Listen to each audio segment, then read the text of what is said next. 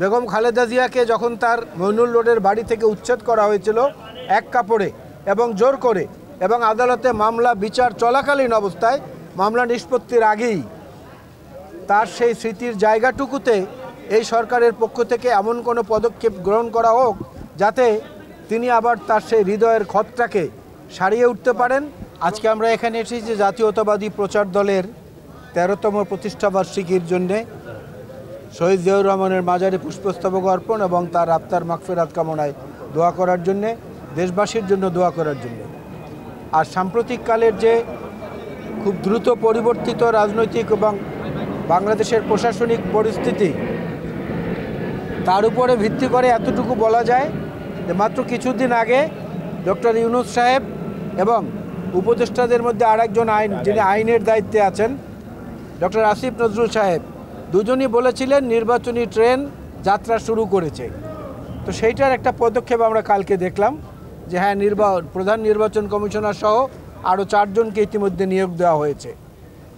আর একটা জিনিস যেটা আপনারা উল্লেখ করেছেন, দেশনেত্রী বেগম খালেদা জিয়া বাংলাদেশের জনগণের হৃদয়ে অধিষ্ঠিত একজন নেত্রী।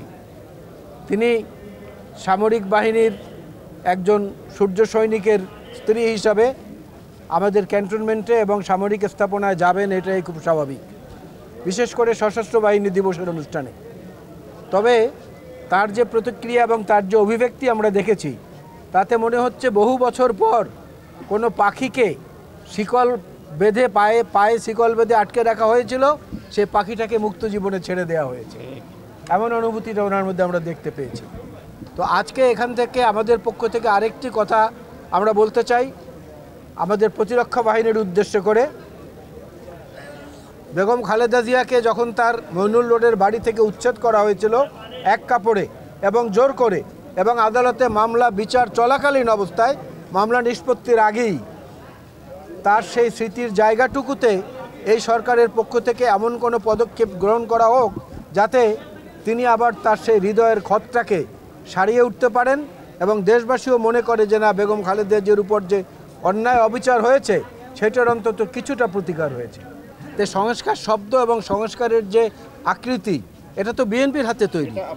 সুতরাং আমরা সেই সংস্কারের পক্ষে থাকবো না এমনটা তো চিন্তা করাই দোষণীয়। এই সংস্কারের মধ্যে এসে পরবর্তীতে যোগ দিয়েছে বৈষম্য বিরোধী ছাত্র আন্দোলনের সাহসী নেতারা এবং আজকের এই অন্তর্বর্তীকালীন সরকার। সুতরাং লক্ষ্য তো সবার এক, কিন্তু অন্তহীন সময় তো সেজন্য সংস্কারের জন্য নেওয়া উচিত হবে না।